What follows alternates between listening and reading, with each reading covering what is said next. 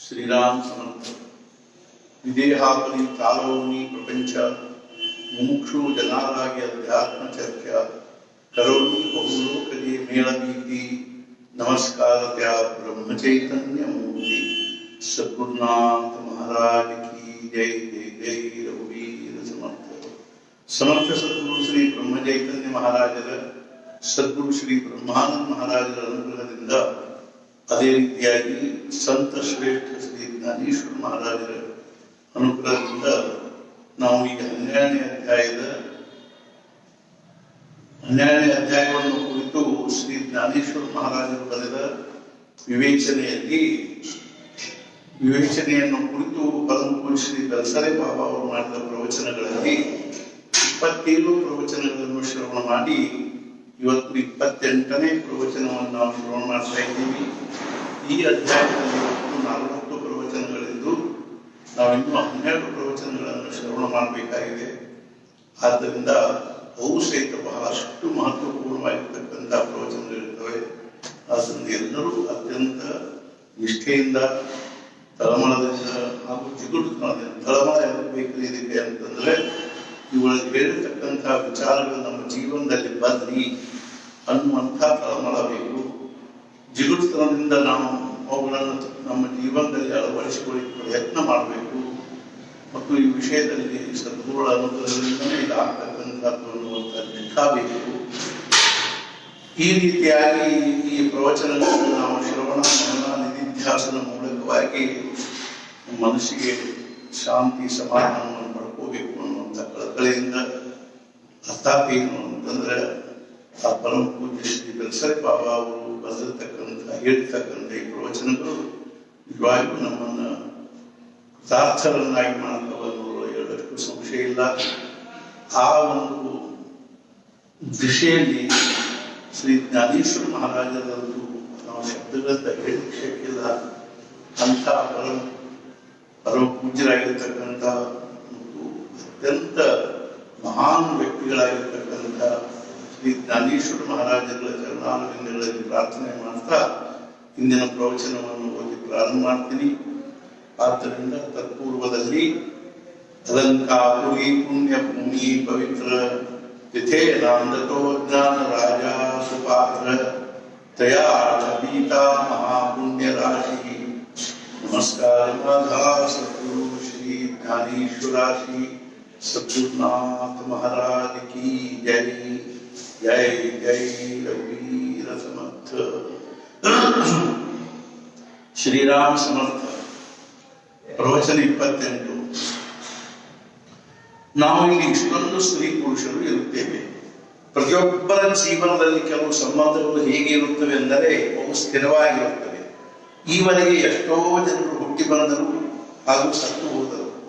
ಆದರೆ ತಂದೆ ತಾಯಿ ಹಾಗೂ ಮಕ್ಕಳು ಎಂಬ ಸಂಬಂಧವು ಸ್ಥಿರವಾಗಿರುತ್ತದೆ. ಮದುವೆ ಆಗಿದ್ದರೆ ಗಂಡ ಹೆಂಡತಿ ಆಗುತ್ತಾರೆ. ಈವರೆಗೆ ಜಗತ್ತಿನಲ್ಲಿ ಎಷ್ಟೋ ಮದುವೆಗಳಾಗಿರುತ್ತವೆ. ಗಂಡ ಹೆಂಡತಿ ಎಂಬ ಸಂಬಂಧವು ಸ್ಥಿರವಾಗಿರುತ್ತದೆ. ಒಡೆಯ ಹಾಗೂ ಸೇವಕ, ಯಾವುದೇ ದೇಶದಲ್ಲಿ ಯಾವುದೇ ಕಾಲದಲ್ಲಿ ಒಡೆಯ ಹಾಗೂ ಸೇವಕ ಸಂಬಂಧವು ಸ್ಥಿರವಾಗಿರುತ್ತದೆ. ಅದೇ ರೀತಿ ವಕ್ತ ಹಾಗೂ ಶ್ರೋತ ಎಂಬ ಸಂಬಂಧವು ಸ್ಥಿರವಾಗಿರುತ್ತದೆ. ರಾಜ ಹಾಗೂ ಪ್ರಜೆ, ಮಿತ್ರ ಅಣ್ಣ ತಮ್ಮ ಅಕ್ಕ ತಂಗಿ ಎಂಬ ಸಂಬಂಧವು ಸ್ಥಿರವಾಗಿರುತ್ತವೆ. ನಾವು ಜೀವನವನ್ನು ಕುರಿತು ವಿಚಾರ ಮಾಡುವಾಗ ಜೀವನದಲ್ಲಿ ವ್ಯಕ್ತಿಯನ್ನು ಬೇರೆ ಬೇರೆ ಆಗಿರುತ್ತಾರೆ.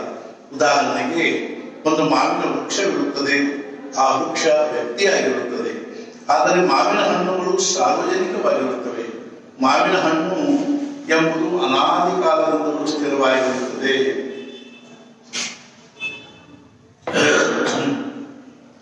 ಅದರಲ್ಲಿ ವ್ಯತ್ಯಾಸವಿರುವುದಿಲ್ಲ. ತಾತ್ಪರ್ಯವೇನೆಂದರೆ ವಸ್ತು ಎಂಬುದು ಬೇರೆಯಾಗಿದ್ದರೂ ಅವೆಲ್ಲವುಗಳನ್ನು ಜೋಡಿಸುವುದು ಒಂದು ಸಾಮಾನ್ಯ ಇರುತ್ತದೆ. ಇನ್ನೊಂದು ಉದಾಹರಣೆ ಹೇಳುತ್ತೇನೆ. ನಾವೆಲ್ಲರೂ ಮನುಷ್ಯರಾಗಿರುತ್ತೇವಲ್ಲವೇ? ಆದರೆ ಪ್ರತಿಯೊಬ್ಬ ಮನುಷ್ಯನು ಬೇರೆಯಾಗಿರುತ್ತಾನೆ. ಚಿಕ್ಕವನು, ದೊಡ್ಡವನು, ಸ್ತ್ರೀ, ಪುರುಷ, ಬಡವನು, ಶ್ರೀಮಂತನು, ಸುಶಿಕ್ಷಿತ, ಅಶಿಕ್ಷಿತ, ಅವರ ಸ್ವಭಾವ ಬೇರೆ ಬೇರೆಯಾಗಿರುತ್ತವೆ. ಆದರೆ ಪ್ರತಿಯೊಬ್ಬರಲ್ಲಿ ಮನುಷ್ಯತ್ವವಿರುತ್ತದೆ, ಹೌದಲ್ಲವೇ? ನಾವು ಯಾರಿಗಾದ್ರೂ ನೀನು ಕತ್ತೆ ಇರುತ್ತೆ ಅನ್ನುತ್ತೇವೆ. ಆಚಾರ್ಯ ಅತ್ರೆ ಅವರಿಗೂ ಒಂದು ಕಲ್ಪನೆ ಇರುತ್ತದೆ. ಅದರಲ್ಲಿ ಅವರು ಅನ್ನುವುದೇನೆಂದರೆ, ಕತ್ತೆಗಳ ಒಂದು ಸಭೆ ಸೇರಿತು. ಅದರಲ್ಲಿ ಒಂದು ಕತ್ತೆ ಮಾತನಾಡುತ್ತಿತ್ತು. ಸಭೆಯಲ್ಲಿ ವಕ್ತಾ ಒಬ್ಬನೇ ಮಾತನಾಡುತ್ತಾನೆ. ಆದರೆ ಆ ಕತ್ತೆಗಳು ನಡುವೆ ಮಾತನಾಡುತ್ತಿದ್ದವು. ಆಗ ಮುಖ್ಯ ಕತ್ತೆಗಳಿಗೆ ನೀವೇನು ಮನುಷ್ಯರಿರುತ್ತೀರಾ ಅಂದಿತು. ಏಕೆಂದರೆ ಮನುಷ್ಯನು ಕತ್ತೆಯಂತೆ ವರ್ತಿಸುತ್ತಾನೆ. ತಾತ್ಪರ್ಯವೇನೆಂದರೆ ಪ್ರತಿಯೊಬ್ಬರಲ್ಲಿ ಮನುಷ್ಯತ್ವ ಇರುತ್ತದೆ ಅಲ್ಲವೇ? ಈ ಮನುಷ್ಯತ್ವ ಎಲ್ಲಿಂದ ಬಂದಿರುತ್ತದೆ? ಜಗತ್ತಿನಲ್ಲಿ ಈವರೆಗೆ ಅಕ್ಷರಶಃ ಲಕ್ಷಗಟ್ಟಲೆ ಜನರು ಬಂದರು ಹೋದರು, ಮುಂದೆಯೂ ಬರುತ್ತಿರುತ್ತಾರೆ. ಆದರೆ ಪ್ರತಿಯೊಬ್ಬರಲ್ಲಿ ಮನುಷ್ಯತ್ವವಿರುತ್ತದೆ. ತಾತ್ಪರ್ಯವೇನೆಂದರೆ ಎಲ್ಲಿಯಾದರೂ ಮನುಷ್ಯತ್ವದ ಒಂದು ಬಹಳ ದೊಡ್ಡ ಸಂಗ್ರಹವಿರುತ್ತದೆ. ಆ ಮನುಷ್ಯತ್ವದಿಂದ ಸ್ವಲ್ಪ ಸ್ವಲ್ಪ ಅಂಶ ತೆಗೆದುಕೊಂಡು ಮನುಷ್ಯನು ಹುಟ್ಟಿ ಬರುತ್ತಾನೆ. ಜಗತ್ತಿನಲ್ಲಿ ಸಂಬಂಧಗಳು ಶಾಶ್ವತವಾಗಿರುತ್ತವೆ. ನಾವು ಅವುಗಳಲ್ಲಿ ಸ್ವಲ್ಪ ಸಂಬಂಧ ತೆಗೆದುಕೊಂಡು ಬರುತ್ತೇವೆ. ನಾವು ಈಗ ಯಾವ ಸಂಬಂಧಗಳನ್ನು ನೋಡುತ್ತೇವೆಯೋ ಅವುಗಳಲ್ಲಿ ಯಾವುದಾದ್ರೂ ಒಂದು ಸಂಬಂಧ ಇರುತ್ತದೆ. ಯಾವುದರಲ್ಲಿ ಎಲ್ಲ ಸಂಬಂಧಗಳು ಇರುತ್ತವೆ ಅಂಥ ಸಂಬಂಧವೆಂದರೆ ಭಗವಂತನ ಸಂಬಂಧವಾಗಿರುತ್ತದೆ. ಯಾವ ಯಾವ ಜೀವಗಳು ಹುಟ್ಟಿ ಬರುತ್ತವೆ ಅವೆಲ್ಲವುಗಳದ್ದು ಭಗವಂತನೊಂದಿಗೆ ಸಂಬಂಧವಿರುತ್ತದೆ. ಆ ಸಂಬಂಧದಲ್ಲಿ ಉಳಿದ ಎಲ್ಲ ಸಂಬಂಧಗಳು ಇರುತ್ತವೆ. ಪರಮಾರ್ಥವೆಂದರೆ ಈ ಯಾವ ವ್ಯಕ್ತಿಗತ ಸಂಬಂಧಗಳಿರುತ್ತವೆ ಆ ಸಂಬಂಧಗಳನ್ನು ವ್ಯವಹಾರದಲ್ಲಿ ಇಡಲೇಬೇಕಾಗುತ್ತದೆ. ನೀವು ತಂದೆ ತಾಯಿಗಳನ್ನು ಇಲ್ಲವೆಂದು ಹೇಗೆ ಅನ್ನಬಲ್ಲಿರಿ? ಗಂಡ ಹೆಂಡತಿ ಅಂದ ಮೇಲೆ ಆ ಸಂಬಂಧ ಇದ್ದೇ ಇರುತ್ತದೆ. ಡೈವರ್ಸ್ ತೆಗೆದುಕೊಂಡರೂ ಅವಳು ನನ್ನ ಹೆಂಡತಿಯಾಗಿದ್ದಳು ಅಥವಾ ಅವನು ನನ್ನ ಗಂಡನಾಗಿದ್ದನು ಎಂಬ ಸಂಬಂಧ ಇದ್ದೇ ಇರುತ್ತದೆ. ಮನುಷ್ಯತ್ವ ಎಂಬ ದೊಡ್ಡ ಗಡಿಯಿಂದ ಪ್ರತಿಯೊಂದು ಸಂಬಂಧ ಬರುತ್ತವೆ, ಪ್ರತಿಯೊಂದು ಸಂಬಂಧ ಬರುತ್ತದೆ. ಅದರಂತೆ ನಮಗಾಗಿ ಎಂಥ ಒಂದು ಸಂಬಂಧವಿರುತ್ತದೆಂದರೆ ಅದರಲ್ಲಿ ಜಗತ್ತಿನಲ್ಲಿಯೇ ಎಲ್ಲ ಸಂಬಂಧ ಬರುತ್ತವೆ. ಮನುಷ್ಯತ್ವದಲ್ಲಿ ಎಲ್ಲ ಸಂಬಂಧಗಳು ಬರುವಂತೆ ಈ ಸಂಬಂಧದಲ್ಲಿಯೂ ಎಲ್ಲ ಸಂಬಂಧಗಳು ಬರುತ್ತವೆ. ಮಾತಾ ರಾಮೋ ಮಪ್ಪಿದ ರಾಮಚಂದ್ರ, ಸ್ವಾಮಿ ರಾಮೋ ಮತ್ಸಖ ರಾಮಚಂದ್ರ, ಈ ಯಾವ ನಾಲ್ಕೈದು ಸಂಬಂಧಗಳಿರುತ್ತವೆ ಅವೆಲ್ಲೂ ಕೇವಲ ರಾಮ ಅನ್ನುವುದರಲ್ಲಿ ಬಂದು ಹೋಗುತ್ತವೆ. ಅಂದ ಮೇಲೆ ಪರಮಾರ್ಥವೆಂದರೇನು? ಆ ಯಾವ ದೊಡ್ಡ ಸಂಬಂಧವಿರುತ್ತದೆಯೋ ಅದರ ಸ್ಮರಣೆಯಲ್ಲಿ ಉಳಿದ ಎಲ್ಲ ಸಂಬಂಧಗಳು ಕರಗಿ ಹೋಗಬೇಕು. ಇದಕ್ಕೆ ಪರಮಾರ್ಥವೆನ್ನುತ್ತಾರೆ. ಕೃಷ್ಣ ಮಾಧಿ ಮಾತಾ, ಕೃಷ್ಣ ಮಾಧ ಪಿತ, ಬಹಿಣ ಬಂಧು ಚುರುತ ಕೃಷ್ಣ ಮಾಧ. ಇದು ತುಕಾರಾಮ್ ಮಹಾರಾಜರ ಅಭಂಗವಾಗಿರುತ್ತದೆ. ಅದೇ ರೀತಿಯಾಗಿ ತ್ವಮೇವ ವಿದ್ಯಾ ದ್ರವಿಣಂ ತ್ವಮೇವ, ತ್ವಮೇವ ಸರ್ವಂ ಮಮ ದೇವ ದೇವ.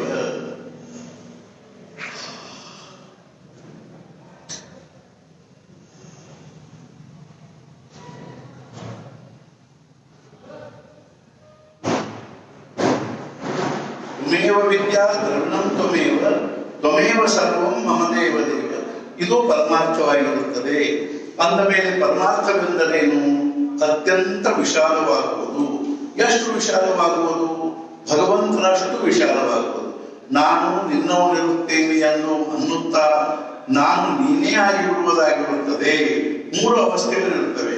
ಅಂದರೆ ಸಂಬಂಧದ ಪ್ರಗತಿಯ ಮೂರು ಅವಸ್ಥೆಗಳಿರುತ್ತವೆ. ಒಂದು, ನಾನು ನಿನ್ನವನಿರುತ್ತೇನೆ, ನಾನು ನಿನ್ನವನಿರುತ್ತೇನೆ ಅನ್ನುವಾಗ ನಾನು ಮೊದಲಿರುತ್ತದೆ.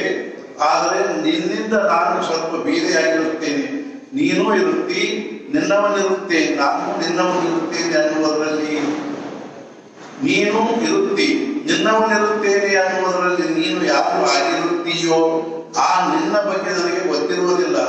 ನನ್ನ ತನದಲ್ಲಿ ನಿನ್ನ ಹಾಗೂ ನನ್ನ ಮಮತ್ವ ಇರುತ್ತದೆ. ಆದರೆ ನಿನ್ನವನಿರುತ್ತೇನೆ ಅನ್ನುವುದರಲ್ಲಿ ನಿನ್ನತನ ಹೆಚ್ಚಿಗೆ ಇರುತ್ತದೆ. ಅದಕ್ಕೆ ಸಂಸ್ಕೃತದಲ್ಲಿ ತವೈವಾಹಂ.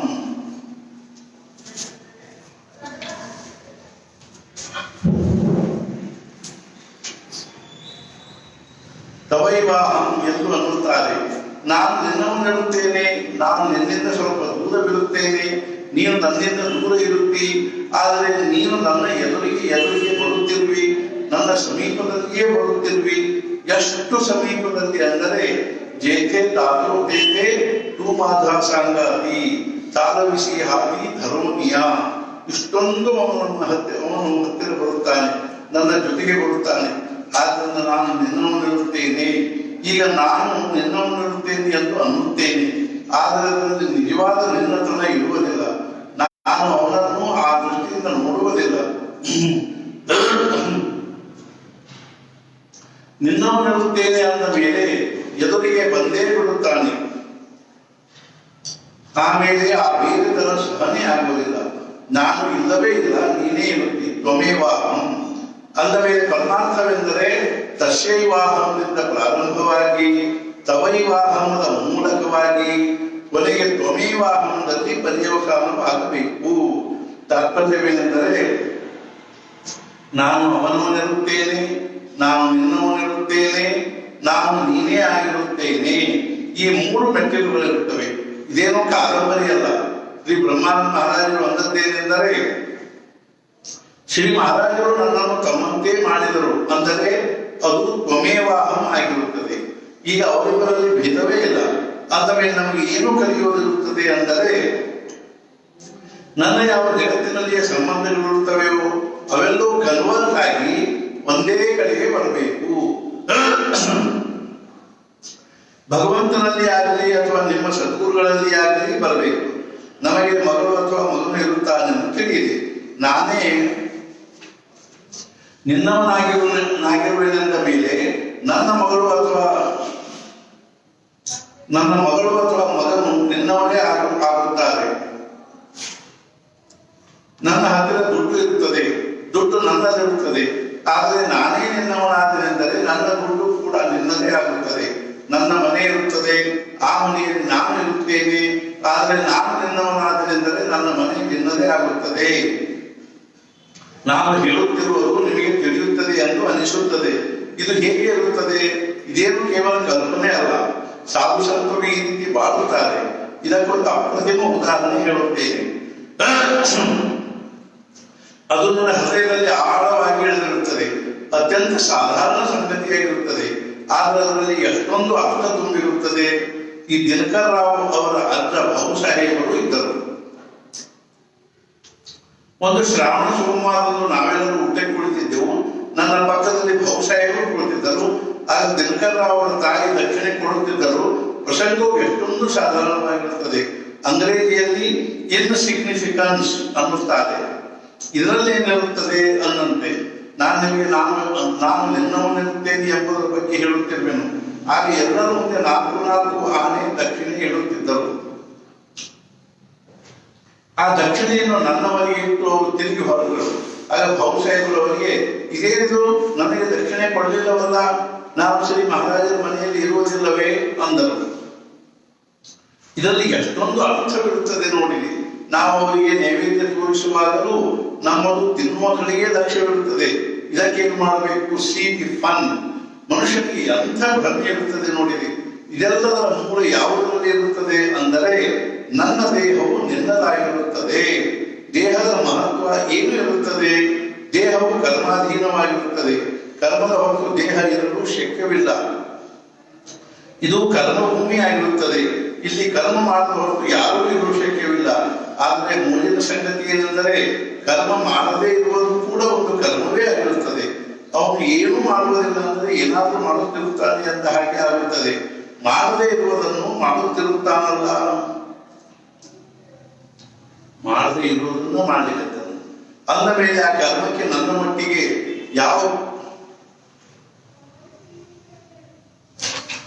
ಯಾವ ಸ್ವರೂಪವಿರುತ್ತದೆಯೋ ಅಂದರೆ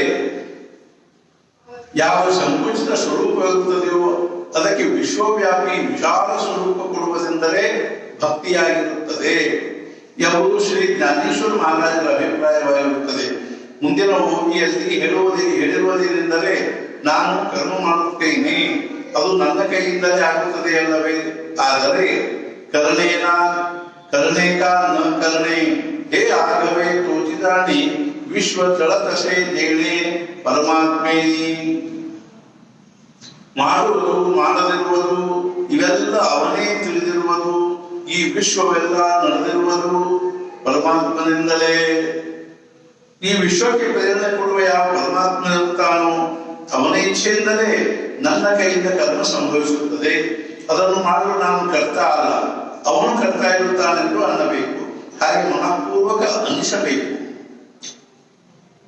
ಅವನು ಕರ್ಮದ ಪ್ರಾಣವಾಗಿರುತ್ತಾನೆ. ಇಲ್ಲದಿದ್ದರೆ ಅನ್ನ ಬೇಕಾಗುವುದೇನೆಂದರೆ ನಾನು ಮಾಡುವವನಾದರೂ ಯಾರು, ಕರ್ಮ ಸಂಭವಿಸಿತು. ಹೀಗಿರುವಾಗ ನನಗೆ ಸುಖ ದುಃಖವಾಗುವುದಾದರೂ ಏಕೆ? ಇದು ಕೇವಲ ಭಾಷೆಯಾಗಿರುತ್ತದೆ, ಹಾಗಾಗಬಾರದು. ಇದು ಸತ್ಯ ಸಂಗತಿಯಾಗಬೇಕು. ಒಮ್ಮೆ ಏನಾಯ್ತಂದ್ರೆ ಒಬ್ಬನ ಹೆಂಡತಿಗೆ ಕಾಯಿಲೆಯಾಗಿತ್ತು, ದವಾಖಾನೆ ಎದುರಿಗೆ ಇಟ್ಟಿದ್ದರು, ಅವಳಿಗೆ ಗುಣವಾಗುತ್ತಿರಲಿಲ್ಲ. ಶ್ರೀ ಮಹಾರಾಜರೇ ಅವರಿಗೆ ನಿಮ್ಮ ಹೆಂಡತಿಯ ಪ್ರಕೃತಿ ಹೇಗೆ ಇರುತ್ತದೆ ಎಂದು ಕೇಳಿದರು. ಅದಕ್ಕೆ ಅವರು ರಾಮನ ಇಚ್ಛೆ ಇದ್ದಂತೆ ಆಗುತ್ತದೆ, ಇನ್ನೂ ಗುಣವೆನಿಸುತ್ತಿರುವುದಿಲ್ಲ ಎಂದು ಶ್ರೀ ಮಹಾರಾಜರಿಗೆ ಹೇಳಿದರು. ಅದಕ್ಕೆ ಶ್ರೀ ಮಹಾರಾಜರು ನಗುತ್ತಾ ಇಷ್ಟೇ ಅಂದು ನನ್ನ ಹತ್ತಿರವಿದ್ದು ಯಾರಾದರೂ ಮಾತನಾಡಲು ಕಲಿಯದಿದ್ದರೆ ಏನೂ ಕಲಿತಂತೆ ಆಗುವುದಿಲ್ಲ. ಹೀಗೆ ನಾಟಕ ಮಾಡುವುದು ಉಪಯೋಗವಾಗುವುದಿಲ್ಲ. ಪರಮಾತ್ಮ ಕರುಣೆವಾಲ ಹೈ ಸಬ್ ಎಂದಿರುವಾಗ ನೀನೇ ಕೇಳುತ್ತಿರುವೆ. ಶ್ರೀ ಜ್ಞಾನೇಶ್ವರ ಮಹಾರಾಜರು ಹೋಗಿ ಎಂಥದಿರುತ್ತದೆ ಎಂದರೆ ಕಲ್ಲಿನ ಮೇಲೆ ಬರೆದ ರೇಷೆಯೂ ಕಡಿಮೆ ಬೀಳುತ್ತದೆ. ಅದರಂತೆ ಅವರು ಹೇಳಿರುತ್ತಾರೆ, ವಿಶ್ವ ತಳತಸೆ ಪರಮಾತ್ಮೆ ನೀ. ನಾನು ಹುಟ್ಟಿ ಬರುವುದು, ಬದುಕುವುದು, ಹೇಳುವುದು, ಕೂಡುವುದು, ನನ್ನ ಮನಸ್ಸಿನಲ್ಲಿ ವಿಚಾರ ಬರುವುದು, ಇದೆಲ್ಲೋ ಅವರ ಪ್ರೇರಣೆ ಆಗಿರುತ್ತದೆ. ಆದ್ದರಿಂದ ಶ್ರೀ ಶಂಕರಾಚಾರ್ಯರು ಅಂದಿರುವುದೇನೆಂದರೆ, ನಿಜವಾಗಿ ಇದೆಲ್ಲವನ್ನು ನಾನು ನಿಮಗೆ ಹೇಳಬೇಕಾದ ಅವಶ್ಯಕತೆ ಇಲ್ಲ. ಆದರೆ ಬೆಳಿಗ್ಗೆ ವ್ಯಾಖ್ಯಾನ ಕೊಡುವ ರೂಢಿಯಾಗಿರುತ್ತದೆ. ನನ್ನ ಕಾಲೇಜು ಬೆಳಿಗ್ಗೆ ಇರುತ್ತಿತ್ತು. ಮೊದಲೇ ಬೆಳಗ್ಗೆ 7:30ರಿಂದ 8:15 ಇರುತ್ತಿತ್ತು. ಇದೇ ಸಮಯದಲ್ಲಿ ನೀವು ನನ್ನ ಕೈಯಲ್ಲಿ ಸಿಕ್ಕಿರುವಿರಿ. ಅಷ್ಟು. ಶ್ರೀ ಶಂಕರಾಚಾರ್ಯರು ಬ್ರಹ್ಮ ಕಾರಣವಾದ ಎಂಬ ಶಬ್ದ ಉಪಯೋಗಿಸಿರುತ್ತಾರೆ. ಅದಕ್ಕೆ ಚೇತನ ಕಾರಣವಾದ ಅಥವಾ ಬ್ರಹ್ಮ ಕಾರಣವಾದ ಎಂದು ಅನ್ನುತ್ತಾರೆ. ಇದೆಲ್ಲದಕ್ಕೂ ಏನಾದರೂ ಕಾರಣವಾದರೆ ಅದು ಚೇತನ ಆಗಿರುತ್ತದೆ. ಚೇತನದ ಯಾವ ಸಮುದ್ರವಿರುತ್ತದೆಯೋ, ಮಹಾಸಾಗರವಿರುತ್ತದೆಯೋ ಅದಕ್ಕೆ ಬ್ರಹ್ಮ ಅನ್ನುತ್ತಾರೆ. ಆ ಬ್ರಹ್ಮ ಎಲ್ಲದಕ್ಕೂ ಕಾರಣವಾಗಿರುತ್ತದೆ. ಸರಳ ಹೇಳಬೇಕೆಂದರೆ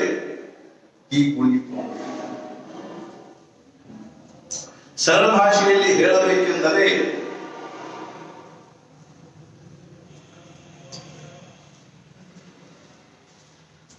ಅದೇ ಕರ್ತ ಆಗಿರುತ್ತದೆ. ಈಗ ಮುಂದೆ ಅನ್ನುವುದೇನೆಂದರೆ ಅದರ ಲಕ್ಷಣವೇನು, ಅದರ ವೈಶಿಷ್ಟ್ಯವೇನು, philosophical aspects of modern science ಎಂಬ ಒಂದು ಪುಸ್ತಕವಿರುತ್ತದೆ. ಅದು ಝೋನ ಪುಸ್ತಕವಾಗಿರುತ್ತದೆ. ಅದರಲ್ಲಿ ಅವನು ಅನ್ನುವುದೇನೆಂದರೆ ಈ ಜಗತ್ತಿನಲ್ಲಿ ಎನರ್ಜಿ ಕಾರ್ಯ ಮಾಡುತ್ತಿರುತ್ತದೆ. ಎನರ್ಜಿ ಎಂದರೆ ಶಕ್ತಿ, ಊರ್ಜಾ. ನೀವು ಅದಕ್ಕೆ ವಿಟಾಲಿಟಿ ಅನ್ನಿರಿ. ಭಗವಂತನಾದರೂ ಶಕ್ತಿಯಿಂದಲೇ ಕಾರ್ಯ ಮಾಡುತ್ತಾನಲ್ಲವೇ? ಭಾರತೀಯ ದೇವತೆಗಳಲ್ಲಿ ಜೋಡು ದೇವತೆಗಳಿರುತ್ತಾರೆ, ಕಪಲ್. ರಾಧಾಕೃಷ್ಣ, ರಾಮ, ಸೀತಾ, ವಿಠ್ಠಲ ರಘುಮಾಯಿ. ಆ ಸ್ತ್ರೀ ದೇವತೆಯೇ ಅವರ ಶಕ್ತಿಯಾಗಿರುತ್ತದೆ. ಭಗವಂತನ ಶಕ್ತಿಯೇ ಕಾರ್ಯ ಮಾಡುತ್ತದೆ ಎಂದು ಯಾರಿಗೆ ನಿಜವಾಗಿ ಅನಿಸುತ್ತದೆಯೋ ಅವನಿಗೆ ಅವನು ಕರ್ತ ಇರುತ್ತಾನೆಂಬ ಭಾವನೆ ಬರುತ್ತದೆ. ಮುಂದೆ ಅವರು ಅನ್ನುತ್ತಾರೆ, ಉಣಯಾ ಉರೆಯಾತೆ ಕಾಹಿ ಉರೋ ನೇಗಿಯಾ ಕುಲ ಖಾಯಿ ಸ್ವಜಾ ನೀಚಿ ಕರುಣಿ ಘೇಯಿ ಜೀವಿತ ಹೇ.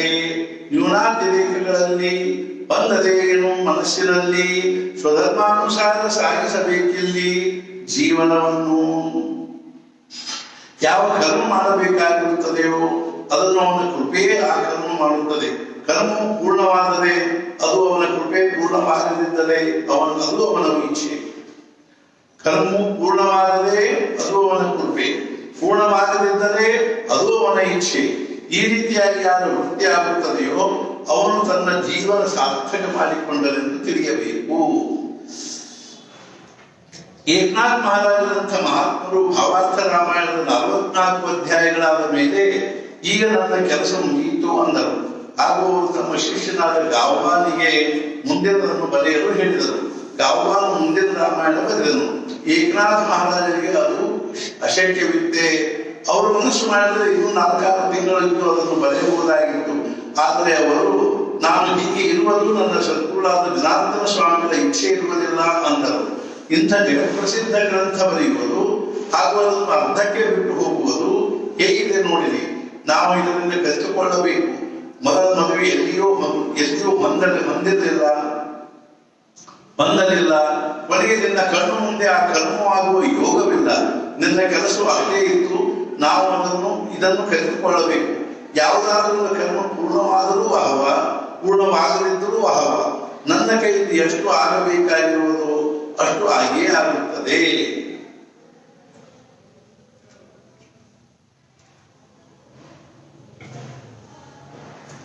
ಈ ರೀತಿಯಾಗಿ ನಾವು ನನ್ನ ಮನಸ್ಸನ್ನು ನಿರ್ಮಾಣ ಮಾಡಿಕೊಳ್ಳುವುದೇ ಪರಮಾರ್ಥವಾಗಿರುತ್ತದೆ. ಇದಕ್ಕಾಗಿ ಎಂಥ ಮನೋಭೂಮಿಕೆ ಇರಬೇಕೆಂದರೆ ಕರ್ತ ಭಗವಂತನು ಇರುತ್ತಾನೆ. ನಾವು ರಾಮರಾಮ ಅನ್ನುತ್ತಿರುವಾಗ ಅದರಲ್ಲಿ ರಾಮಕರ್ತ ಇರುತ್ತಾನೆ ಎಂಬ ಅರ್ಥವಿರುತ್ತದೆ. ಸಮರ್ಥರೆಂದರೆ ಪ್ರಪಂಚ ಹಾಗೂ ಪರಮಾರ್ಥಗಳ ಸಮನ್ವಯವಾಗಿದ್ದರು. ಅವರು ರಾಮರಾಮ ಅನ್ನುವ ಬದಲು ಜೈ ಜೈ ರಘುವೀರ ಸಮರ್ಥ ಅನ್ನುತ್ತಿದ್ದರು. ಈಗ ಅದು ಎಷ್ಟೊಂದು ವಿಕೃತವಾಗಿರುತ್ತದೆ ನೋಡಿರಿ.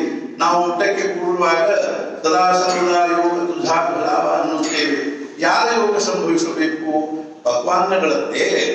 ಅವರು ಯೋಗ ತುಜಾ ಲಾಭ ಎಂಬುದನ್ನು ಯಾವ ರೀತಿಯಿಂದ ಹೇಳಿರುವರು? ಆದರೆ ನಾವು ಹೀಗೆ ಉಪಯೋಗಿಸುತ್ತೇವೆ ನೋಡ್ರಿ. ಜೈ ಜೈ ರಘುವೀರ ಸಮರ್ಥ ಎಂಬುದು ಅವರ ಪ್ರಾಣವಾಗಿರುತ್ತದೆ. ಇದೆಲ್ಲ ಮಾಡುವವನು ಪರಮಾತ್ಮನೇ ಆಗಿರುತ್ತಾನೆ. ಲೋಕಾಭಿರಾಮ ಅನ್ನುವಾಗ ರಾಮಕರ್ತ ಎಂಬ ಭಾವವಿರಬೇಕು. ತಾತ್ಪರ್ಯವೇನೆಂದರೆ ನಮ್ಮ ಮನಸ್ಸಿನಂತೆ ಆದರೂ ಅಹವ, ಮನಸ್ಸಿನ ವಿರುದ್ಧವಾದರೂ ಅಹವ.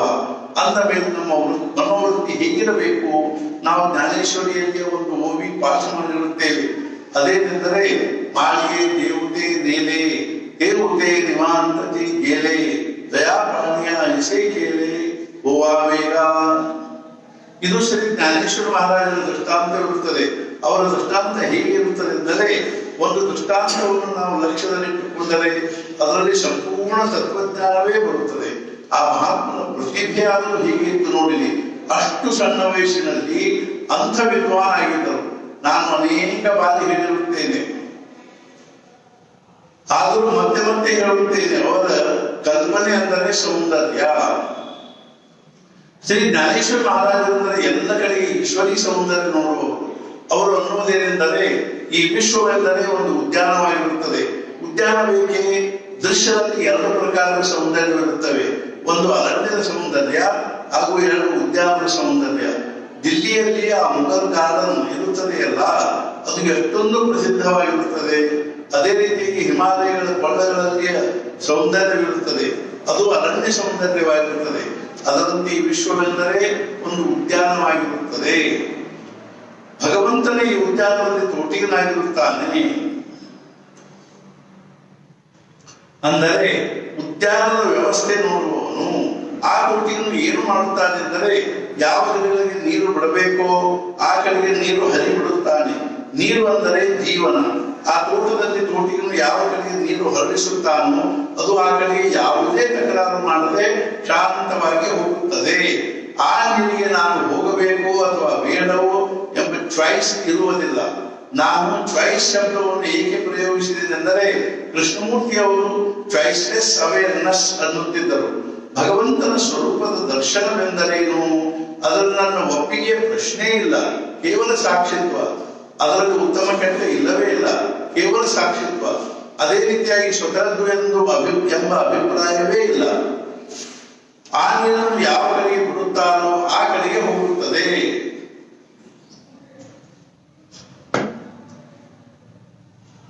ದಯಾಪಾಣಿಯ ಐಸೇ ಕೇಲೆ ಹೋಗುವಾಗ ಆಗ ನನ್ನ ಕಾರ್ಯವು ಪೂರ್ಣವಾದರೇನು ಅಥವಾ ಅಪೂರ್ಣವಾದರೇನು, ಅಥವಾ ಅಪೂರ್ಣವಾಗಿಯೇ ಉಳಿದರೇನು, ಮನೆಯಲ್ಲಿ ಜನರು ಅನುಕೂಲವಿದ್ದರೇನು ಅಥವಾ ಇಲ್ಲದಿದ್ದರೇನು, ಶ್ರೀಮಂತಿಕೆ ಇದ್ದರೇನು ಅಥವಾ ಇಲ್ಲದಿದ್ದರೇನು, ನಾವು ಇದನ್ನು ಕಲಿಯಬೇಕು. ಹೀಗಿರುವಾಗ ಅದರ ಮೊದಲನೇ ಮೆಟ್ಟಲು ಯಾವುದು? ನಮ್ಮದು ಯಾವುದೇ ಪ್ರಕಾರದ ತಕರಾರು ಇರಬಾರದು. ಯಾರ ಬಗ್ಗೆಯೂ ಯಾವುದೇ ತಕರಾರು ಇರಬಾರದು. ಹೀಗೆ ಆಯಿತು, ಹಾಗೆ ಆಯಿತು, ಅವನು ಹಾಗೆ ಮಾಡಿದನು, ಇವನು ಹೀಗೆ ಮಾಡಿದನು, ಅವನು ಹಾಗೆ ಮಾಲೆಯಲ್ಲಿಯ ಮಣಿಗಳಾಗಿರುತ್ತ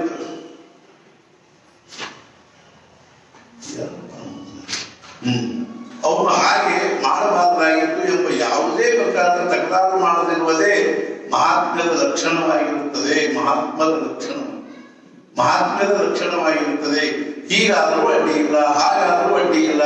ತಾತ್ಪರ್ಯವೇನೆಂದರೆ, ನನ್ನ ಪಾಲಿಗೆ ಒದಗಿ ಬಂದರೂ ಅಡ್ಡಿ ಇಲ್ಲ, ಅದು ಒದಗಿ ಬರೆದಿದ್ದರೂ ಅಡ್ಡಿ ಇಲ್ಲ.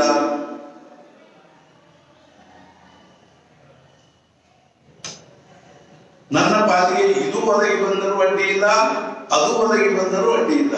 ಅದರಲ್ಲಿ ಭಗವಂತನ ಸ್ಮರಣೆ ಉಳಿಸಿಕೊಳ್ಳುವುದೇ ತಪಶ್ಚರ್ಯವಾಗಿರುತ್ತದೆ. ಉಳಿದ ವೇದಾಂತವೆಲ್ಲ ಹಾಗೆ ಇದ್ದುಕೊಳ್ಳಲಿ, ಪ್ರಕೃತಿಯು ಸರಿಯಾಗಿರುವುದಿಲ್ಲ, ಏನಾದರೂ ಮನಸ್ಸಿನ ವಿರುದ್ಧವಾಗುತ್ತದೆ. ನಿಮಗೆ ಒಬ್ಬನೇ ಒಬ್ಬ ಮಗನಿರುತ್ತಾನೆ ಎಂದು ತಿಳಿಯಿರಿ, ಅವನು ನಿಮ್ಮ ಕಣ್ಣು ಮುಂದೆ ತೀರಿಕೊಂಡನು. ಆಗ ಹೇ ಭಗವಂತನೇ, ಇದನ್ನೇನು ಮಾಡಿದಿ? ನಾನಂತ ಯಾವ ಪಾಪ ಮಾಡಿದ್ದೆನು? ನನ್ನ ಮೇಲೆ ಎಂಥ ಪ್ರಸಂಗ ಬಂದಿತ್ತಲ್ಲ ಎಂದು ಅನ್ನದೇ, ಹೇ ಭಗವಂತನೇ, ನನಗೆ ಈ ದುಃಖ ಸಹನೆ ಮಾಡುವ ಶಕ್ತಿ ಕೊಡು. ನೀನು ಮಾಡಿದ್ದಲೂ ಯೋಗ್ಯವೇ ಇರುತ್ತದೆ. ಒಬ್ಬಳೇ ಒಬ್ಬಳು ಮಗಳಿರುತ್ತಾಳೆ, ಬಹಳ ಕಷ್ಟಪಟ್ಟು ಅವಳು ಮದುವೆ ಮಾಡಿದನು, ಆದರೆ ಅವಳು ವಿಧವೆ ಆದಳು. ಅರೇ ಅರೇ, ಎಂಥ ಪ್ರಸಂಗ ಬಂದಿತ್ತಲ್ಲ ಹಾಗೆ ಅನ್ನದೇ, ನೀನು ಮಾಡಿದ್ದಲ್ಲೂ ಯೋಗ್ಯವೇ ಇರುತ್ತದೆ. ನನಗೆ ಸಹನೆ ಮಾಡಿಕೊಳ್ಳುವ ಶಕ್ತಿ ಕೊಡು. ನಾನು ಯಾವುದೇ ತಕರಾರು ಮಾಡುವುದಿಲ್ಲ. ನೀವು ಅನ್ನಬಹುದು, ಇದು ಬಹಳ ದೊಡ್ಡ ಆದರ್ಶದ ಮಾತಾಗಿರುತ್ತದೆ. ಮೊನ್ನೆ ಅವರು ಯಾರು ಗೀತಾ ಕುಲಕರ್ಣಿ ಅವರು, ಅವ್ರ ಮಾಮ ಹೆಸರೇನು, ವಿಲಾಸ್ ಮಾಮ, ಅವ್ರ ಮನೆಯವರು ಮತ್ತು ಅವರಿಬ್ಬರು ಅದನ್ನ ನಮಗ ಸಹನ ಮಾಡಿಕೊಳ್ಳೋ ಶಕ್ತಿ ಕೊಡ್ಲಿ, ಸಹನ ಮಾಡಿಕೊಳ್ಳೋ ಶಕ್ತಿ ಕೊಡ್ಲಿ ಅಂತ. ಇದು ದೊಡ್ಡ ದೊಡ್ಡವರ ಕಾರ್ಯವಾಗಿರುತ್ತದೆ. ಇದರಲ್ಲಿ ಹಾಗೆ, ಆದರೆ ಹಾಗೇನೂ ಅಲ್ಲ. ಯಾವ ಸಣ್ಣ ಪುಟ್ಟ ಪ್ರಸಂಗಗಳಲ್ಲಿ ನಾವು ತಕರಾರು ಮಾಡುತ್ತೇವೋ ಅದಾದರೂ ನಿಲ್ಲಬೇಕಲ್ಲವೇ? ಚಹಾ ಎಷ್ಟು ಆಗಿಬಿಟ್ಟಿದೆ, ನಿಮಗೆ ಬಿಸಿ ಚಹಾ ಕೊಡಲು ಬರುವುದಿಲ್ಲವೇ? ಆದರೆ ಅದೇ ಮಾತನ್ನು ಸರಳ ಭಾಷೆಯಲ್ಲಿ ಹೇಳಲು ನಿಮಗೆ ಬರುವುದಿಲ್ಲವೇ? ನಾನು ಬಿಸಿ ಚಹಾ ಕುಡಿತಿರ್ತೀನಿ, ಇವತ್ತೊಂದು ದಿವಸ ಆಗಿಲ್ಲ, ಹೊರತಾಗ್ಬಿಡಿ, ಏನು ತಪ್ಪಿಲ್ಲ, ನೀನು ಕೆಲಸ ತೊಡಗಿದ್ಯಾತು, ಆದ್ರಿಂದ ಅದೇಲ್ಲ ನಿಮಗೆ ಅಲ್ಲಿ ಕೂತುದಿಲ್ಲ. ನಿಮಗೆ ಇಷ್ಟೋ ತಿಳಿಯುವುದಿಲ್ಲವೇ? ನಿಮಗೆ ಚಹಾ ಮಾಡುತ್ತಾ ಎಷ್ಟು ವರ್ಷಗಳಾದವು, ನಿಮಗೆ ಎಷ್ಟು ತಿಳಿಯುವುದಿಲ್ಲವೇ? ಹೀಗೆ ಬದಲಾಗಿ ನಿರೂಪಣೆ ಕೇಳಲು ಹೋಗಿ ಕುಳಿತುಕೊಳ್ಳುತ್ತೇವೆ. ಲುಕ್ ಎಟ್ ದಿ ಪ್ಯಾರಾಡಾಕ್ಸ್, ವಿರೋಧಾಭಾಸ ಹೇಗಿದೆ ನೋಡಿದೆ. ಇತ್ತೀಚೆಗೆ ನಾನು ಒಂದು ಪ್ರಸಂಗ ನೋಡಿದನು. ಶ್ರೀ ಮಹಾರಾಜರ ಆರತಿ ನಡೆದಿತ್ತು. ಆಗ ಆರತಿಯಲ್ಲಿ ಬತ್ತಿಯು ತುಪ್ಪದಲ್ಲಿ ಮುಳುಗಿ ಬತ್ತಿ ಆಗುತ್ತಿತ್ತು. ಆಗ ಒಬ್ಬರು ಆ ಬತ್ತಿಯನ್ನು ಸರಿಪಡಿಸಿರಿ ಎಂದು ಒದರಿದರು. ಅರೇ, ನೀನು ಶ್ರೀ ಮಹಾರಾಜರ ಕಡೆಗೆ ನೋಡುತ್ತಿದ್ರು ಅಥವಾ ಬತ್ತಿಯ ಕಡೆಗೆ ನೋಡುತ್ತೀವಿ? ನಮ್ಮನ್ನು ಹೇಗೆ ತಪ್ಪುತ್ತದೆ ನೋಡಿರಿ. ನಾವೆಲ್ಲರೂ ಒಂದೇ ಮಾಲೆಯಲ್ಲಿಯ ಮಣಿಗಳಾಗಿರುತ್ತೇವೆ. ಹೀಗಿರುವಾಗ ಪರಮಾರ್ಥ ಹೇಗೆ ಸಾಧಿಸುತ್ತದೆ ಹೇಳ್ರಿ? ಆದ್ದರಿಂದ ನಾವು ಈ ಓವಿಯನ್ನು ಕಂಠಪಾಠ ಮಾಡಿಟ್ಟುಕೊಳ್ಳಬೇಕು. ಮಾಳಿಗೆ ದೇವುದೇ ನೇಲೆ, ದೇವುದೇ ನಿವಾಂತಟಿ ಗೇಲೆ, ದಯಾಪಾಣಿಯ ಇಸೆ ಕೇಲೆ ಹೂವಾವೇಗ. ತೋಟಿಗಳನ್ನು ಗಿಡಗಳಿಗೆ ನೀರು ಬಿಡುತ್ತಾನೆ ಅಂದರೆ ಜೀವನ ಕೊಡುತ್ತಾನೆ, ಅಂದರೆ ಜೀವಂತ ಬಿಡುತ್ತಾನೆ. ಇದರಂತೆ ಭಗವಂತನು ಹೇಗೆ ತಪ್ಪಲು ಶಕ್ಯ? ಆದರೆ ನಮ್ಮನ್ನು ಆಧ್ಯಾತ್ಮಿಕ ದೃಷ್ಟಿಯಿಂದ ಜೀವಂತವಾಗಿರುವುದಕ್ಕಾಗಿ ಈ ಪ್ರಸಂಗವಿರುತ್ತದೆ. ಇಲ್ಲದಿದ್ದರೆ ವಿ ಆರ್ ಸ್ಪಿರಿಚುವಲಿ ಡೆಡ್. ಹೇಗೆ ಇರುತ್ತದೆ ಅಂದರೆ, ನಾವು ಇಲ್ಲಿ ಬಂದೆವೆಂದರೆ ಆರತಿ ಭಜನೆ ಇರುತ್ತದೆ, ಅದರಲ್ಲಿ ಸ್ವಲ್ಪ ಚೈತನ್ಯವೆನಿಸುತ್ತದೆ. ಇಲ್ಲಿಂದ ಹೊರಗೆ ಹೋದ ಮೇಲೆ ಪ್ರಾಣವೇ ಹೋದಂತೆ ಅನಿಸುತ್ತದೆ. ಶ್ರೀ ಜ್ಞಾನೇಶ್ವರ ಮಹಾರಾಜರು ಎಂಥ ಶಬ್ದ ಪ್ರಯೋಗಿಸಿರುತ್ತಾರೆ ನೋಡಿರಿ. ದೇವತೆ ನಿವಾಂತ ಚಿಗೇಲೆ. ನಿವಾಂತ ಅಂದರೆ ಶಾಂತ. ನೀರು ತನ್ನ ಕಡೆಯಿಂದ ಯಾವುದೇ ಪ್ರಕಾರದ ಚಲನವನ್ನ ಅಥವಾ ಪ್ರಯತ್ನ ಮಾಡುವುದಿಲ್ಲ, ವಿರೋಧವನ್ನಂತೂ ಮಾಡುವುದೇ ಇಲ್ಲ. ಹೀಗಿರುವಾಗ ನಮಗೆ ಇಂದಿನ ಪಾಠ ನಿಶ್ಚಿತವಾದಂತಾಗಲಿಲ್ಲವೇ? ನಾನು ಕೂಡ ನಿಮ್ಮೊಳಗಿನವನೇ ಇರುತ್ತೇನೆ. ನಾವು ಈ ಅಭ್ಯಾಸವನ್ನು ಮಾಡಿದರೆ ಮನುಷ್ಯನಿಗೆ ಎಷ್ಟೊಂದು ಸಿದ್ಧತೆ ಮಾಡಿದಂತಾಗುತ್ತದೆಂದರೆ ಅವನು ಭಗವಂತನ ಪ್ರಾಪ್ತಿಗಾಗಿ ಮಾಡಿದಂತೆ ಆಗುತ್ತದೆ. ನಾವು ಇಲ್ಲಿ ಇಷ್ಟೊಂದು ಜನರು ಸೇರಿರುತ್ತೇವೆ. ಪ್ರತಿಯೊಬ್ಬರಿಗೂ ಅವರದೇ ಆದ ಏನಾದರೂ ಒಂದು ಸಮಸ್ಯೆ ಇದ್ದೇ ಇರುತ್ತದೆ. ಸಮಸ್ಯೆ ಇಲ್ಲದಿರುವ ಮನುಷ್ಯನೇ ಇಲ್ಲ. ಯಾರ ಜೀವನದಲ್ಲಿಯೂ ಎಲ್ಲವೂ ಅನುಕೂಲವಿರುತ್ತದೆಂದೇನೂ ಇಲ್ಲ, ಇರುವುದಿಲ್ಲ.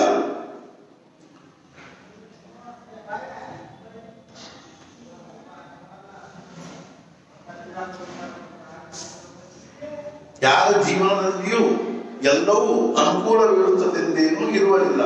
ಯಾರಿಗೆ ಎಲ್ಲ ದೃಷ್ಟಿಯಿಂದಲೂ ಅನುಕೂಲವಿರುತ್ತದೆಯೋ ಅವನಿಗೂ ಏನಾದರೂ ಚಿಂತೆ ಇದ್ದೇ ಇರುತ್ತದೆ.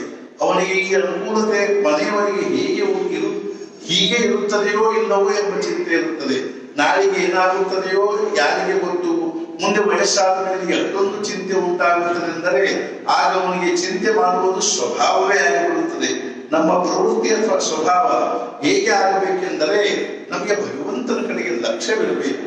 ನಾನು ಅವನನ್ನು ಇರುತ್ತೇನೆ, ನಾನು ಅವನು ಸ್ಮರಣೆ ಮಾಡುತ್ತೇನೆ, ಅವನು ನನ್ನ ಸಂರಕ್ಷಣೆ ಮಾಡುತ್ತಾನೆ, ನಾವು ಮನಪೂರ್ವಕ ನಾಮಸ್ಮರಣೆ ಮಾಡಿದರೆ ಹಾಗೂ ಇಂಥ ಮನೋವೃತ್ತಿ ಇಟ್ಟುಕೊಂಡರೆ ನಮ್ಮ ಈ ಯಾವ ತಕರಾರು ಮಾಡುವ ಸ್ವಭಾವ ಇರುತ್ತದೆಯೋ ಅದು ಸಂಪೂರ್ಣ ಇಲ್ಲದಂತಾಗುತ್ತದೆ ಎಂದು ನನಗೆ ವಿಶ್ವಾಸವಿರುತ್ತದೆ.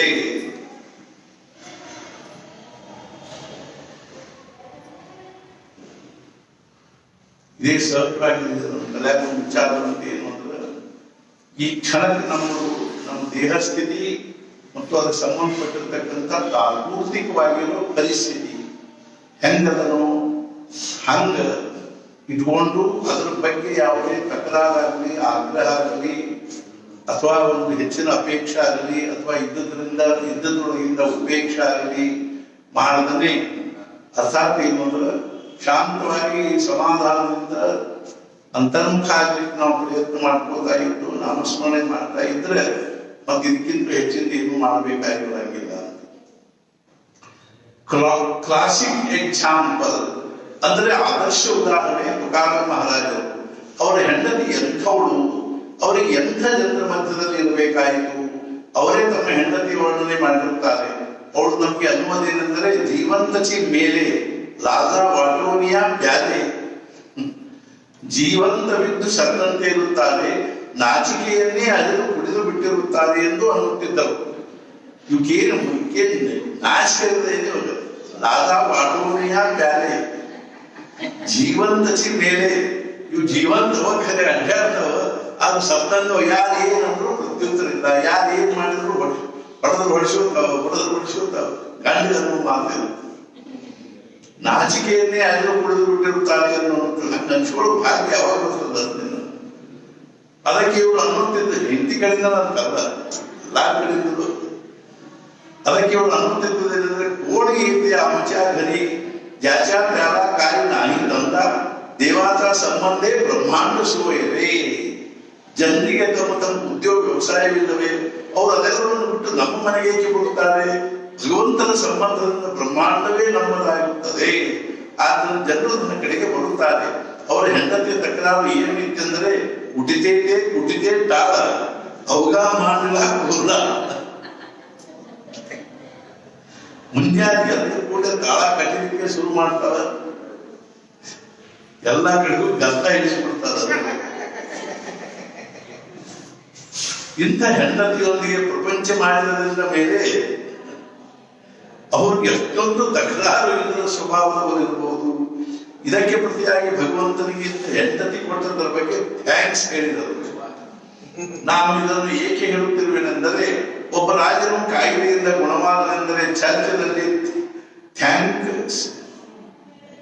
ಥ್ಯಾಂಕ್ಸ್ ಗಿವಿಂಗ್ ಡೇ, ಆಭಾರ ಮನ್ನಿಸುವ ದಿವಸ ಇರುತ್ತದೆ. ತುಕಾರಾಮ್ ಮಹಾರಾಜರು ಭಗವಂತನಿಗೆ ಹೀಗೆ ಆಭಾರ ಮನ್ನಿಸಿದ ನೋಡ್ರಿ. ಅವರು ಅಂದಿರುವುದೇನೆಂದರೆ, ಸ್ತ್ರೀಜಾಗಿ ಗುಣವಂತಿ ತರೀತೆ ಗುಂತೆ ಆಶಾ ಮನೋನಿ ಕರ್ಕಶ ಪಾಠೀಲಾಗಲಿ. ಅವಳ ಬಗ್ಗೆ ಅವರಿಗೆ ಯಾವುದೇ ತಕರಾರಿಲ್ಲ. ನಮಗೆ ಅವಳ ಮಾತು ಕೇಳಿದ್ರೆ ನಗೆ ಬರುತ್ತದೆ. ನಮ್ಮ ಹೆಂಡತಿ ಮನೆಯಲ್ಲಿ ಸ್ವಲ್ಪ ಸಿಟ್ಟಿಗೆ ಅಂದರೆ ನಮ್ಮ ಪರಮಾರ್ಥ ನಡೆಯುತ್ತದೆ, ನನ್ನದಂತೂ ನಡೆಯುವುದಿಲ್ಲ. ಇನ್ನು ನಿಮ್ಮ ಪರಮಾರ್ಥದ ಬಗ್ಗೆ ನಾನೇನು ಹೇಳಲಿ? ಮನೆಯಲ್ಲಿ ಮಾನಸಿಕ ವಾತಾವರಣ ಶಾಂತವಾಗಿರದಿದ್ದರೆ ಎಲ್ಲಿಯ ಪರಮಾರ್ಥ? ಸ್ತ್ರೀ ತ್ಯಾಗಿ ಗುಣವಂತಿ ಅತಿ ಗುಣವಂತಿ ಆಗಿರ್ತಕ್ಕಂಥ ಹೆಂಡತಿಯನ್ನು ಕೊಟ್ಟಿದ್ರೆ ತರೀತೀತೆ ಗುಂತೆ ಆಶಾ, ಅವಳೊಳಗನ ನಮ್ದೇನಾಗ್ಬಿಡ್ತಿತ್ತು ಅಂದ್ರೆ ಮನಸ್ಸು ಅವಳೊಳಗ ತೊಡಗಿ ಬಿಡ್ತಿತ್ತು. ಮನೋಮಣಿ ಕರ್ಕಶ ಪಾಠೀಲಾಗಲಿ. ಆದ್ದರಿಂದ ನನ್ನ ವಿಶೇಷ ಅನುಗ್ರಹವಾಗಿ ಭಗವಂತ ಅವನಿಗೇನ್ ನನ್ನ ಬಗ್ಗೆ ದಯಾ ಬಂತು ಏನೋ, ಅವನೇನ್ ಮಾಡಿದ ಅಂದ್ರೆ ಇಂಥ ಕರ್ಕಶ ಇಟ್ಟಿನ ಬೆನ್ನು ಹಚ್ಚಿದ. ಮಗನಿಗೆ ಅಡ್ಮಿಷನ್ ಸಿಗುತ್ತಿರುವುದಿಲ್ಲ. ಹೀಗಿರುವಾಗ ಮನೆಯಲ್ಲಿ ಎಷ್ಟೊಂದು ರಸ್ಕಸಿ ಆಗುತ್ತದೆ. ನಾನು ನಿಮಗೆ ಪ್ರತ್ಯಕ್ಷ ಜೀವನ ಹೇಳುತ್ತಿರುವೆ. ಕಾಲೇಜಿನಲ್ಲಿ ಅಡ್ಮಿಷನ್ಗಾಗಿ ಧಡಪಡಿಸುತ್ತಿರುವ ಜನರು ಎಷ್ಟೊಂದು ತೊಂದರೆ ಅನುಭವಿಸುತ್ತಾರೆ. ಆದರೆ ನಾನು ಕೇವಲ ಅದನ್ನು ಕೇಳಿಯೇ ಮನಸ್ಸಿನಲ್ಲಿ ನೊಂದುಕೊಳ್ಳುತ್ತಿದ್ದೆನು. 90% ಮಾರ್ಕ್ಸ್ ಇದ್ದರೂ ಅಡ್ಮಿಷನ್ ಕೊಡುವುದಿಲ್ಲ. ಎಂಥ ಸರ್ಕಾರ ಇರುತ್ತದೆ ನೋಡಿದೆ. ನಾನು ಇದನ್ನು ನಿಮಗೆ ಏಕೆ ಹೇಳುತ್ತಿರುವೆನೆಂದರೆ, ನಿಮಗೆ ಅದರ ಬಗ್ಗೆ ಕಲ್ಪನೆ ಇರುತ್ತದೆ, ಆದ್ದರಿಂದ ಹೇಳುತ್ತಿರುವೆ. ಹೀಗಿರುವಾಗ ಇಂದಿನ ಜಪ ಆಯಿತೆ ಎಂದು ಕೇಳಿದರೆ ಅವನಿಗೆ ಬಾಯಿಗೆ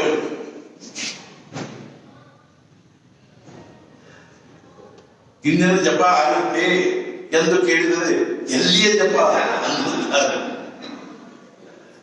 ಎಲ್ಲಿ ಜಪ ಹಚ್ಚಿ ಹೋಗಲ್ಲ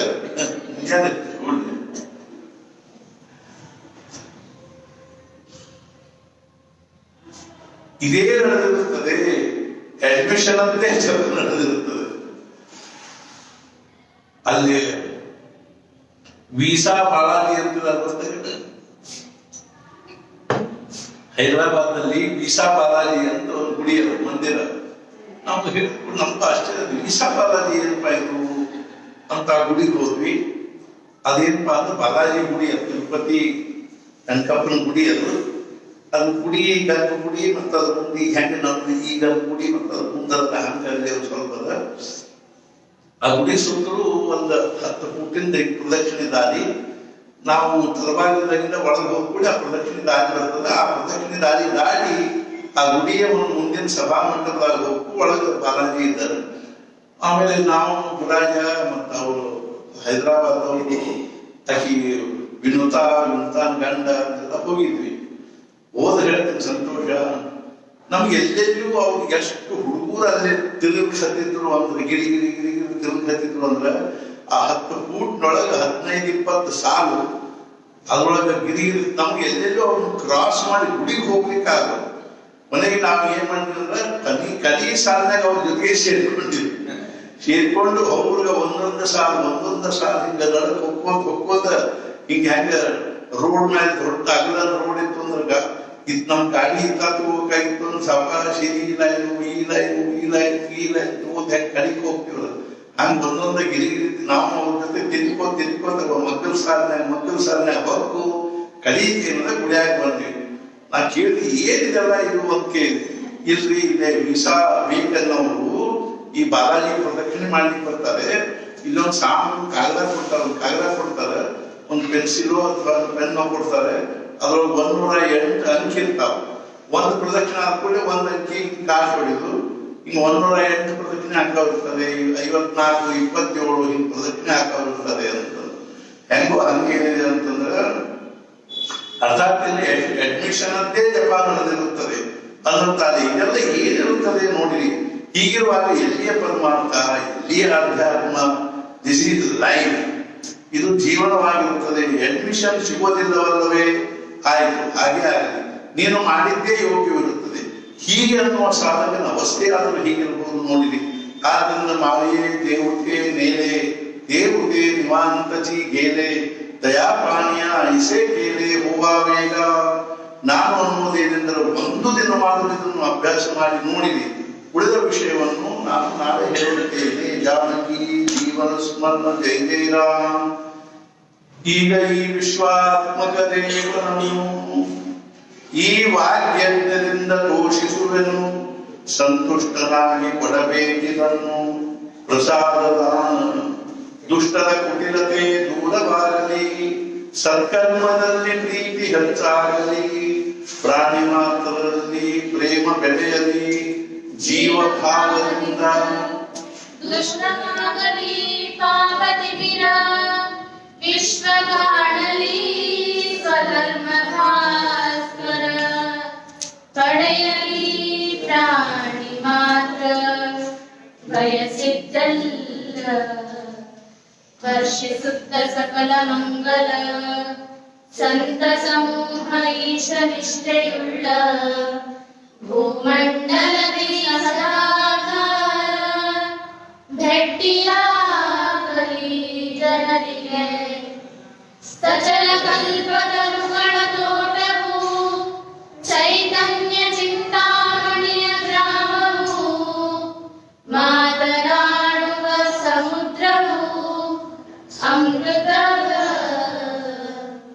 ಚಂದ್ರರಾಗಿದ್ದು ಅಲಾಂಛನ, ಸೂರ್ಯರಾಗಿದ್ದು ರಾಗಹೀನ, ಸದಾ ಸರ್ವರಿಗೂ ಸಜ್ಜನ ಸುಹೃದರಾಗಿರಲಿ. ಸರ್ವರು ಆಗಿ ಸುಖಿಗಳು, ಸಂಪೂರ್ಣ ಮೂರು ಲೋಕಗಳು ಭಜಿಸಲಿ ಯಾವಾಗಲೂ ಆದಿ ಪುರುಷನನ್ನು. ಹಾಗೂ ಗ್ರಂಥೋ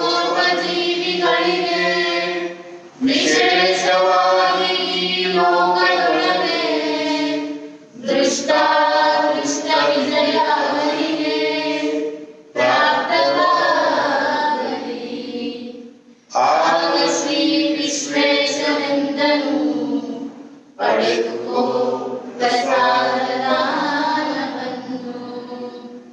ಈ ವರದಿಂದ ಶ್ರೀ ಜ್ಞಾನದೇವನು ಸುಖಿಯಾದನು, ಸುಖಿಯಾದನು. जानकी जीवन स्मरण जय जय राम। श्री अनंत कोटि सद्गुरु श्री ज्ञानेश्वर महाराज की जय। श्री अनंत कोटि ब्रह्मांड नायक राजाधिराज सच्चिदानंद सद्गुरु श्री ब्रह्म चैतन्य महाराज की जय। सद्गुरु श्री ब्रह्मानंद महाराज की जय।